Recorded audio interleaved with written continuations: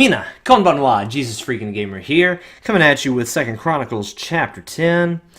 And this story is the story of how Rehoboam, the son of Solomon, pretty much lost his kingdom. And it all had to do with his attitude. I'm going to start at verse 4. This is the people, like corporately, speaking to Rehoboam the king. Your father made our yoke heavy. Now therefore lighten the burdensome service of your father and his heavy yoke which he put on us, and we will serve you. So he said to them, Come back to me after 3 days. And the people departed. Then King Rehoboam consulted the elders who stood before his father Solomon while he still lived, saying, How do you advise me to answer these people? And they spoke to him, saying, If you are kind to these people and please them, and speak good words to them, they will be your servants forever. But he rejected the advice which the elders had given him, and consulted the young men who had grown up with him, who stood before him. Now, I'm not saying that old people are right and young people are stupid. That's not the point of this message. Actually, I think if you look in the book of Job and his friends, Job was like, what the heck is going on? Where is God and all this? His friends were like, you're obviously in sin, you need to repent. And it was the younger man. And he even said, I am a fewer years than you, and I figured age should speak first. But since I didn't hear reason, I am going to now say something. So this has nothing to do with age. I felt like that clarification was important. So to proceed. He rejected the advice which the elders had given him, consulted the young men who stood before him, and he said to them, What advice do you give? How should we answer this people who have spoken to me, saying, Lighten the yoke which your father put on us? Then the young men who had grown up with him spoke to him, saying, Thus you should speak to the people who have spoken to you, saying, Your father made our yoke heavy, but you make it lighter on us. Thus you shall say to them, My little finger shall be thicker than my father's waist. That would be amazing in its own way, in its own weird, gruesome way. That'd be kind of gross. And now, whereas my father put a heavy yoke on you, I will add to your yoke. My father chastised you with whips, but I will chastise you with scourges. And literally the Hebrew word there is scorpions. I'm going to scourge you.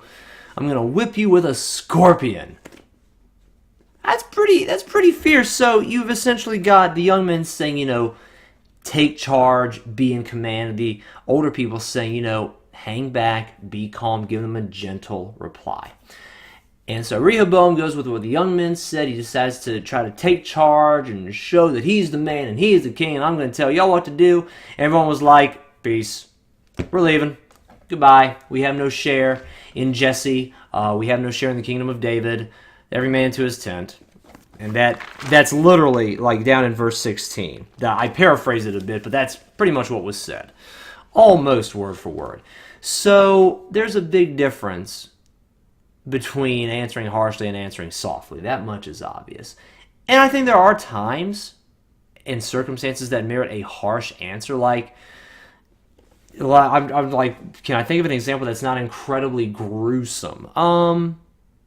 Yeah, like if I saw a friend and I caught him like just high as a kite, I'd probably blast him. Like, dude, this is illegal, this is stupid, and you're hurting yourself, and you might end up killing yourself. This needs to stop right now. I would not be nice during those circumstances when someone is so clearly and obviously in the wrong. If someone is asking me to do them a favor, and whether I say yes or no, if I turn them down, I don't need to blow them away. Like, you're not important to me, just go away. You're really pestering me, and you're really a nuisance right now. I don't need to be harsh. I don't need to be cruel in my rejection. I just, I'm sorry, right now is not a good time for me. It is often wiser and often better to answer softly and gently than to answer harshly. Now that's I'm preaching at myself here because I am a very aggressive person by nature and very competitive. I don't back down to anyone for anything. So this is directed at me just as much as it is at you guys. Gentle answers turn away wrath. And actually, that's a proverb that came from Rehoboam's father, Solomon, and he didn't listen to it. Now, that circumstance was of the Lord. The Lord wanted to take away the kingdom from Rehoboam because of the sins of Solomon, because Solomon fell away from the Lord in the later years of his life. But just as a general rule, guys, when you don't know what's going on and you're not sure how you should answer, don't go in guns blazing if you don't have all the facts and all the proof, and if things are a bit questionable and you're not exactly sure what's going on, don't pretend that you are. Don't pretend that you're the guy with all the answers, and don't pretend that you're the guy who's going to take charge and take care of things and get the job done. Hang back, take it easy, listen.